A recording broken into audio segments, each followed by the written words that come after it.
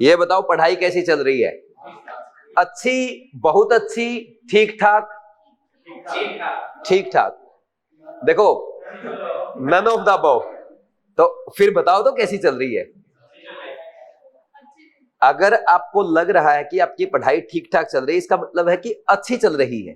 क्योंकि जब हमारी पढ़ाई ठीक चल रही होती है तो हम खुद से एक्सपेक्ट करते हैं कि थोड़ा और अच्छा।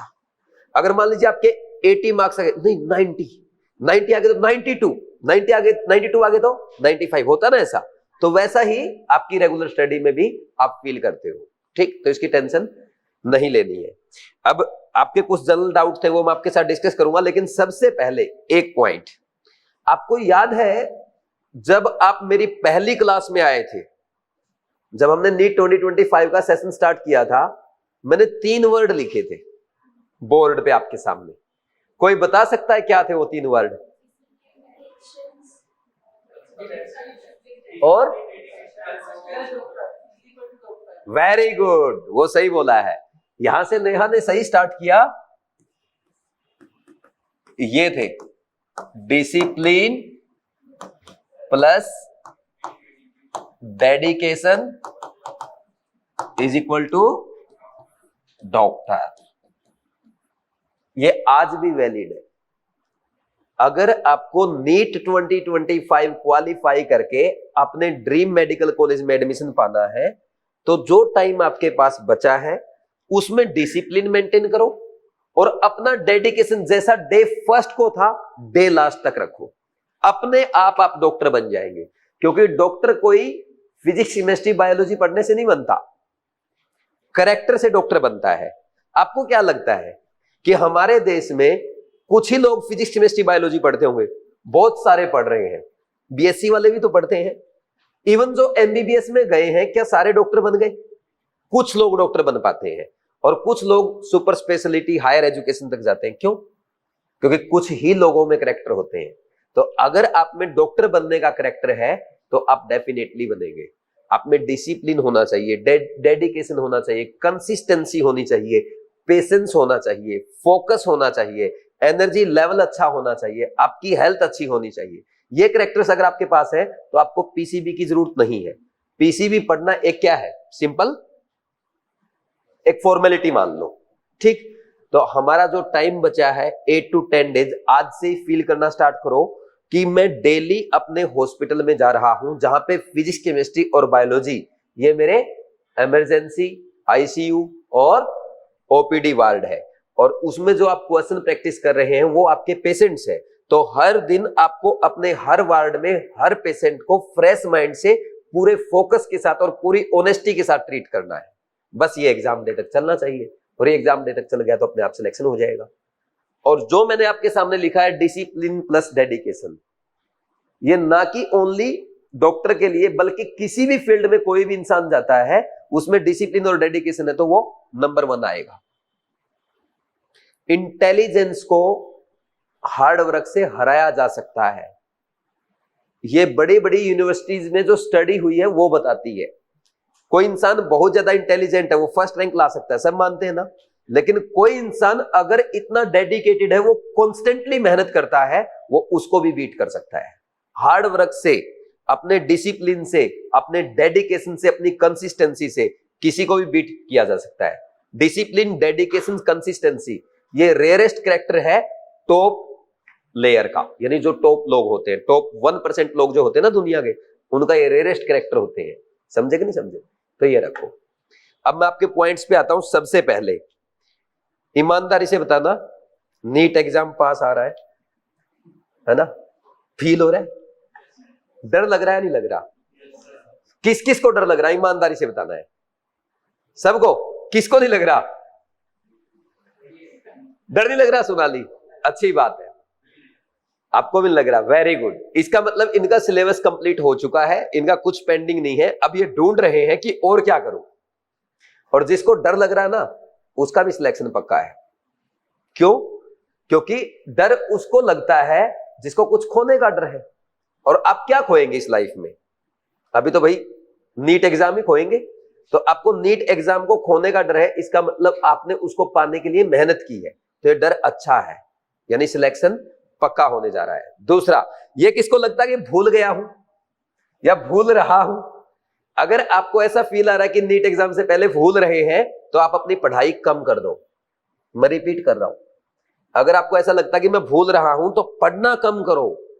14 आवर्स पढ़ रहे हो, 12 आवर्स पढ़ो। 12 आवर्स पढ़ रहे हो तो 10 आवर्स पढ़ना शुरू करो। जो 10 आवर्स पढ़ रहा है 7 आवर्स पढ़ो। सर मैं तो ऑलरेडी 4 घंटे ही पढ़ता हूं, तो 2 घंटे पढ़ ले भाई। ठीक, ज्यादा पढ़ रहे हो इसलिए भूल रहे हो, कम पढ़ो।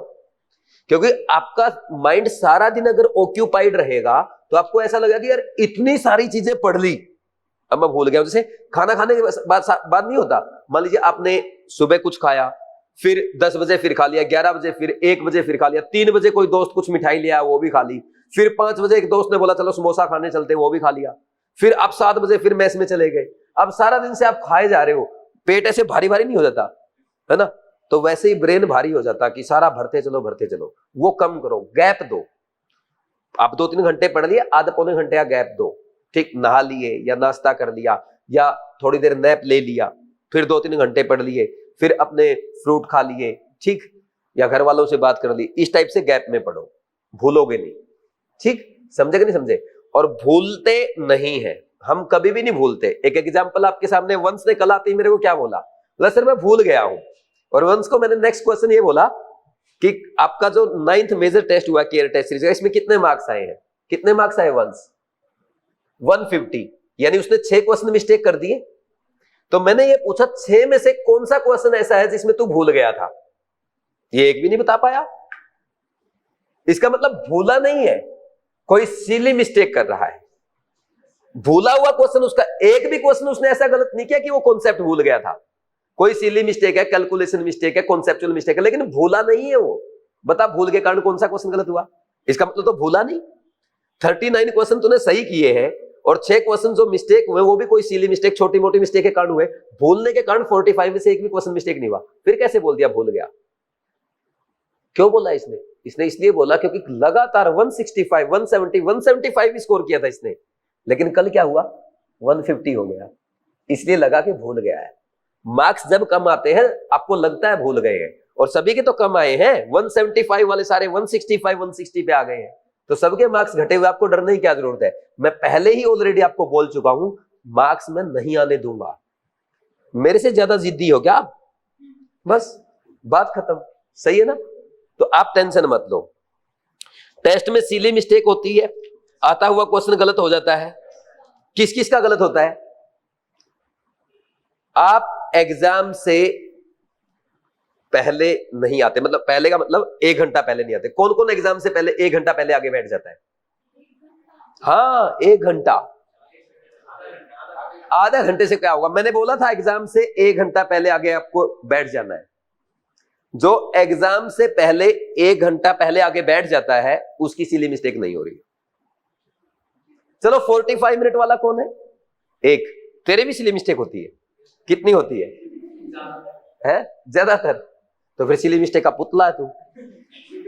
जनरली जो हमारी सिली मिस्टेक होती है, जो हड़बड़ी के कारण होती है, जैसे आंसर गलत फिलअप करना, जल्दबाजी में बी की जगह सी फिलअप करना, है ना? ऑप्शन ऐसे थे आपके 1 2 3 4 और यहां आंसर था 0 1 2 3। लो भाई, 2 आंसर आया है।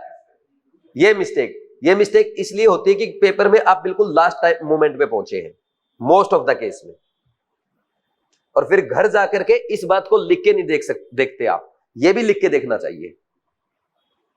तो आप एक काम करो, आपके पास अभी 3 पेपर बचे हैं बीट के। हर टेस्ट में आप 1 बजे यहां पे पहुंच जाओ, और आकर के 1 बजे से 2 बजे तक आपको किसी के साथ बात नहीं करनी है, चुपचाप बैठना है। सिंपल लॉन्ग ब्रीदिंग या सिंपल रिलैक्सिंग। आप देखना इसी टेस्ट में आपको नजर आएगा कि आपकी मिस्टेक कम हो रही है। और रिवीजन कंप्लीट नहीं हुआ या रिवीजन कंप्लीट नहीं हो रहा, ठीक, वो तो कभी भी नहीं होगा भाई, तो मत करो। कुछ ना कुछ जरूर छूटेगा। कोई भी ऐसा इंसान नहीं है, कोई भी ऐसा बच्चा नहीं है जो अपना रिवीजन कंप्लीट करके जाएगा। हर इंसान का, हर बच्चे का कुछ ना कुछ पेंडिंग रह जाएगा। समझते हो? इवन हम जैसे टीचर्स जो पढ़ाते हैं पूरा साल, 10-10 साल से पढ़ा रहे हैं, पूरा सिलेबस कराने के बाद मुझे भी कई बार ये लगता है यार कुछ छूट तो नहीं गया। तो आप कैसे कर दोगे एक साल में पूरा कंप्लीट? ठीक, तो ये डर हमेशा रहेगा और ये डर अच्छा है, ये आपको मोटिवेट करता है कि भाई एक बार और पढ़ ले, ये थोड़ा सा पेंडिंग स्कोर देख ले, वो डर अच्छा है। और जो आपको नहीं आता या जो आपको याद नहीं हो रहा या जो आपने नहीं पढ़ा, मोस्ट प्रोबेबली पेपर में नहीं आएगा, मोस्ट प्रोबेबली। अब बोला सर सलाह करके एक काम करते हैं, सारे एक एक चैप्टर में मोल कॉन्सेप्ट नहीं पढ़ता, ये एटॉमिक स्ट्रक्चर नहीं पढ़ता, ये पीरियोडिक, ऐसा नहीं है, तुक्के की बात है। अगर मान लीजिए किसी ने रोटेशनल मोशन में सेंटर ऑफ मास या ये टॉपिक नहीं पढ़े हैं तो शायद उसका क्वेश्चन नहीं आएगा, समझे? है क्या है, आता भी नहीं है। हाँ मतलब वही, अब जैसे बहुत सारे बच्चे ऐसे होते हैं आयोनिक इक्विलिब्रियम से डरते हैं, पिछले 3-4 साल से आपका आयोनिक इक्विलिब्रियम का कोई अच्छा क्वेश्चन आ ही नहीं रहा है, तो डर के क्या कर लिया? डरने की जरूरत नहीं है, जो नहीं आता छोड़ दो। अगर 4-5-6 टॉपिक नहीं आते तो 180 पे क्यों फोकस कर रहे हो? 175 क्वेश्चंस पे फोकस कर लो, क्योंकि 150 क्वेश्चन तो ऐसे आएंगे, मेरी क्लास में बैठा हर बच्चा इन 150 क्वेश्चन को मैक्सिमम 2 आवर्स में कर सकता है, मैक्सिमम 2 आवर्स, असल में 1.25 घंटे में कर लेगा। तो इन 150 क्वेश्चन पे फोकस करो ना पहले, फिर उन बचे, अगर ये आपके 600 मार्क्स हो गए तो बचे हुए 25 क्वेश्चन जो है, इनमें से ढंग से अगर आपने 15 क्वेश्चन भी कर लिए तब भी आप 650 क्रॉस कर जाओगे। 15 कर लिए, 16, 17, 18 कर लिए तब भी हो जाएगा। लेकिन आपके साथ प्रॉब्लम क्या है कि सब कुछ करना है, होगा नहीं हमसे सब कुछ, हम जानते हैं। तो पहचानना सीखो कि हमें कम करना है लेकिन अच्छे से करना है, समझे कि नहीं समझे? ठीक, अब सिली मिस्टेक्स आपकी होती हैं, जैसे मोस्ट ऑफ द केस में आपकी सिली मिस्टेक उनमें होती है जिस क्वेश्चन में लिखा हो करेक्ट स्टेटमेंट कौन सी है या इनकरेक्ट स्टेटमेंट कौन सी है, विच of the following is true, not true या कैन नॉट या नॉट, इस टाइप के वर्ड जिन स्टेटमेंट वाले क्वेश्चन में आते हैं मोस्टली इनमें मिस्टेक मिलती है। ऐसा स्टेटमेंट वाला क्वेश्चन जब भी आपके सामने आए, क्वेश्चन को बाद में टिक करना है, पहले क्या करेक्ट पूछ रहा है क्या, उसको गोला कर दो, समझेगा नहीं समझे? अच्छा इनकरेक्ट पूछ रहा है क्या, इनकरेक्ट को गोला कर दो, क्योंकि जब आप 4 स्टेटमेंट देखते हो और अगर मान लीजिए आपको बिल्कुल क्लियर है यार ये 2 तो करेक्ट है और एक पक्का इनकरेक्ट है और एक पे डाउट हो रहा है, फिर है ना माइंड अपने आप एडजस्ट होने लग जाता है करेक्ट इनकरेक्ट में ना। कई बार 2 50-50 होता ना जब, तो माइंड अपने आप एडजस्ट कर लेता है, अच्छा करेक्ट पूछा होगा, नहीं आप ये देखो। और जब भी आपको 2/2 50:50 का डाउट आए उस टाइम उस क्वेश्चन को वहीं छोड़ दो, मत करो उसको। लेकिन वो क्वेश्चन गंदा होता है, वो पता है बार बार आप उधर गए पेज पे कॉर्नर पे फिर इधर है ना, तो ये आदत आज से ही डालो कि उसको ना छोड़ दो और नहीं छूटे ना उस पर क्रॉस कर दो, क्योंकि ये क्वेश्चन सिलेक्शन रोक सकता है। ध्यान रखना इस बात का। मैंने क्या बोला, मत करो 180, पहले 175 कर दो, जिसके 175 हो गए ना वो 176 भी कर सकता है, वो 178 भी कर सकता है, 180 भी कर सकता है। लेकिन जब तक 175 नहीं होंगे तो 180 कैसे करोगे? 1-2 टफ लेंथी कैलकुलेटिव बकवास out of syllabus out of NCERT question अगर एग्जामिनर डाल दे, सिर पकड़ लोगे क्या? 700 का सपना वो था ना, मतलब पेशेंट मतलब थोड़े सा ऑपरेशन में गलती हुई, गया मर गया, मैं कुछ नहीं कर सकता है, ऐसा थोड़ा करेंगे। पेशेंस के साथ भाई नेक्स्ट स्टेप क्या वो लेना है। तो अगर आपको 1-2 क्वेश्चन ऐसा नजर आए स्किप करो और अपना आगे बढ़ो, समझे कि नहीं समझे? ठीक, अब इन क्वेश्चंस में ये ध्यान रखना है। बाकी जैसा मैंने आपको बताया है, आप एटलीस्ट 10 टेस्ट का अच्छे से एनालिसिस करके जाओ, किस क्वेश्चन को कौन से अटेम्प्ट में करेंगे, और आपके बीट के जो 10 मेजर टेस्ट हैं और केमिस्ट्री के 10 मेजर टेस्ट हैं, इनमें जो मिस्टेक आपकी हुई है, जो इंपॉर्टेंट पॉइंट आपने नोट किए, वो रिवाइज कर जाओ, पेपर इसी में से आएगा पूरा। बायो और केमिस्ट्री की तो मैं बिल्कुल 100% गारंटी लेता हूं, एक एक वर्ड आपका देखा हुआ आएगा बीट और केयर टेस्ट सीरीज से, एक एक वर्ड। ये 540 मार्क्स तो आपके कहीं नहीं गए, बिल्कुल नोट कर लो बेशक, है ना। हर साल मैं यही बोलता हूं, और हर बच्चा आराम से जो सही से फॉलो करता है 500, 510, 520 बहुत इजीली ले आता है, और 540 भी करते हैं, हो जाएगा आराम से। तो ये 540 तो ये मानो श्योर है, अपने घबराने की जरूरत नहीं है। बीट के 10 मेजर टेस्ट, केयर के 10 मेजर टेस्ट, और फिजिक्स में कम करो, कम बेसिक फॉर्मूलाज, जो फॉर्मूला नोटबुक है वो रिवाइज करो, और जो आप अगर आपसे बीट के टेस्ट आपको टफ लगते हैं, हालांकि है नहीं वो प्योर एनसीईआरटी बेस्ड इसलिए लगते हैं, फिर भी अगर आपको टफ लगता है पिछले 5 या 6 साल के previous year question more than enough. समझे कि नहीं समझे? अब लास्ट में मैंने आपको ये बोला था कि भाई 10 टेस्ट का आपको अच्छे से एनालिसिस करना है एग्जाम डे तक।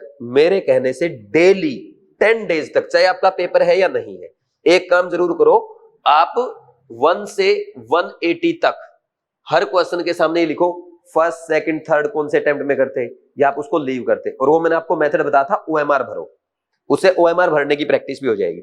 लेकिन कुछ बच्चों को क्या है, अभी भी है ना, पूरा एनालिसिस करने में 40-50 मिनट का टाइम लग जाता है। जैसे ऋषिका ने बताया 2 घंटे का टाइम लग गया है ना, 2.5 घंटे का टाइम लग गया। इतना टाइम नहीं लगना चाहिए, मेरे अकॉर्डिंग मैक्सिमम 20 मिनट।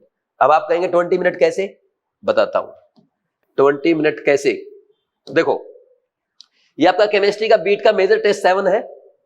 अब हम क्या करेंगे, ये एनालिसिस करेंगे कि कौन से क्वेश्चन को कौन से अटेम्प्ट में करना है। सीखे? कौन सा क्वेश्चन किस अटेम्प्ट में करेंगे, कौन सा क्वेश्चन लीव कर देंगे, ये सीखना आपने को। सबसे पहले जैसे ही आपने क्वेश्चन 46 पढ़ा, इन केरियस मेथड, हमें केरियस मेथड आता है, उसमें क्या है, न्यूमेरिकल है, सेकंड अटेम्प्ट में 10 सेकंड भी नहीं लगी। नेक्स्ट मैच द कॉलम है, यहां पे क्या लिखा है, कंपाउंड्स मिक्सर लिखा है और यहाँ पे सेपरेशन। डिस्टिलेशन का क्वेश्चन डिस्टिलेशन अगर आता है तो मैच द कॉलम तो भाई 20 सेकंड में आराम से हो सकता है, फर्स्ट अटेम्प्ट। नेक्स्ट ये वाला क्वेश्चन है solution of FeCl3 K4 FeCN6।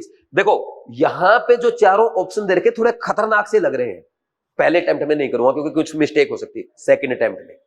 Next ये वाला क्वेश्चन क्रोमाइल क्लोराइड टेस्ट, याद आ गया, chromyl chloride test, chromyl chloride test का क्वेश्चन है और किसी के ऑप्शन पे ध्यान गया ऑक्सीडेशन स्टेट, वैसे ही पता +6। लेकिन फिर भी क्वेश्चन पढ़ के सोल्व करेंगे, क्वेश्चन पढ़ के सोल्व करेंगे। तो क्वेश्चन पढ़ के सोल्व करोगे तो वैसे तो +6 आ जाएगा, आंसर भी साफ दिख रहा है, बट पढ़ के देखो 1 मिनट भी नहीं लगी ना 4 क्वेश्चन के एनालिसिस करने में। ये वाला question for standardising NaOH solution, physical chemistry का क्वेश्चन है, तो पूछ रहा प्राइमरी स्टैंडर्ड सॉल्यूशन कौन सा यूज किया था, ऑक्जेलिक एसिड, फर्स्ट अटेम्प्ट का क्वेश्चन है।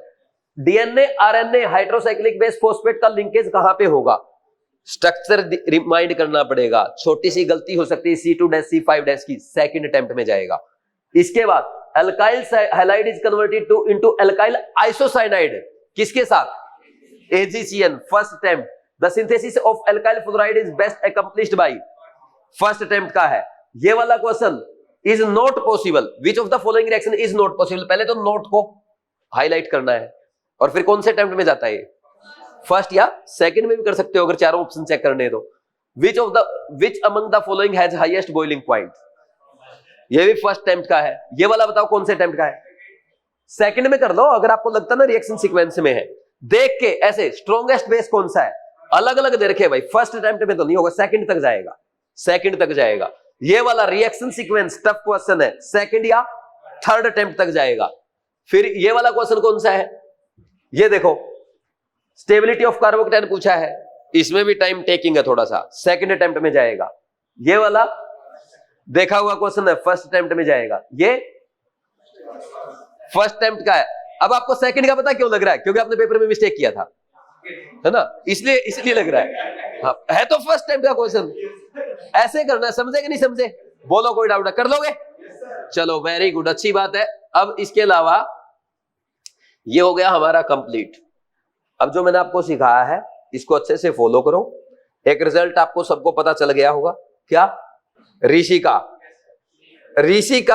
इधर आओ बेटा, अब आपके सामने बताएगी ये कुछ अच्छी चीज, इधर आओ। मुझे ये बताओ, आप जब मेरे पास पढ़ने आए थे, आपके केमिस्ट्री के पहले पेपर में कितने मार्क्स आए थे, 100+ आए थे, 100+ आए थे। अभी कितने आ रहे हैं मेजर टेस्ट में, और 140-160 के बीच में, 140 से 160 के बीच में। जेईई मेंस का पेपर दिया इन्होंने, परसेंटाइल बताओ, 99.289 परसेंटाइल है। आप ये देखो 100 से इंप्रूव किया 140 160 तक, एवरेज स्कोर है देखा जाए अभी भी, लेकिन जेईई मेन में कितना अच्छा स्कोर है मैं बता रहा हूं, आपका भी इतना ही अच्छा स्कोर आएगा, 170 180 आराम से कर सकते हो। 160 से कम तो किसी भी बच्चे का नहीं आ रहा, और कब, जब आपके ऑप्शन वाले क्वेश्चन हटा दिए गए, तो बिल्कुल घबराने की जरूरत नहीं है, समझे कि नहीं समझे। ठीक, इसको मेरी तरफ से एक चॉकलेट देना भाई, ठीक है, बैठ जाओ बेटा, ठीक है। किसी का कोई और डाउट नहीं है, आप अपने आप पे भरोसा रखो, आप बहुत अच्छे से पढ़ रहे हो। मैं आपको बिल्कुल क्लियर बता दूं, आपकी कंसिस्टेंसी, आपका डिसिप्लिन, आपका डेडिकेशन आपको जीत दिलाएगा। इसका परफेक्ट एग्जांपल मैं बता रहा हूं। आप आईपीएल के मैच देखते होंगे या क्रिकेट के मैच तो हर कोई देखता है। ये बताओ, विराट कोहली अच्छा प्लेयर है या रोहित शर्मा? नहीं, रोहित शर्मा के पास ज्यादा शॉट है, विराट कोहली के पास? रोहित शर्मा के पास ज्यादा शॉट है। लेकिन आपने देखा होगा फिर भी जो टफ मैचेस होते हैं उनमें विराट कोहली अच्छा चलता है। उसका कारण क्या है? उसमें डिसिप्लिन है, वो कंसिस्टेंट है, डेडिकेटेड है। रोहित शर्मा से ज्यादा डिसिप्लिन है, रोहित शर्मा से ज्यादा अच्छी कंसिस्टेंसी है, इसलिए जितना टफ मैच आता है उसमें उतना ही अच्छा स्कोर करता है। तो आप भी तो शुरू से कंसिस्टेंट है, डिसिप्लिन्ड है, आपका भी अगर अच्छा पेपर आया तो और ज्यादा अच्छा स्कोर आएगा। इस चीज का विश्वास रखो। समझे कि नहीं समझे? जैसे विराट कोहली देखा हुआ ना आपने, जितनी टफ फाइट होती जाती है उतना एग्रेसिव होता जाता है, उतने ही ज्यादा लंबे शॉट मारता है, उतना ही क्लास उसकी इंप्रूव हो जाती है। तो ठीक वैसे ही पेपर अगर अच्छा आया ना, आपकी भी क्लास इंप्रूव हो जाएगी, आपको मजा आएगा, दूसरे बच्चे नहीं कर पाएंगे, मैं पूरे दावे के साथ बोल सकता हूं। ठीक, तो खुद पे भरोसा रखो। हमने खूब अच्छे से पढ़ा है, मेहनत की है, आपका रिजल्ट बहुत अच्छा आने वाला है, इसमें कोई डाउट नहीं है। ठीक, थैंक यू।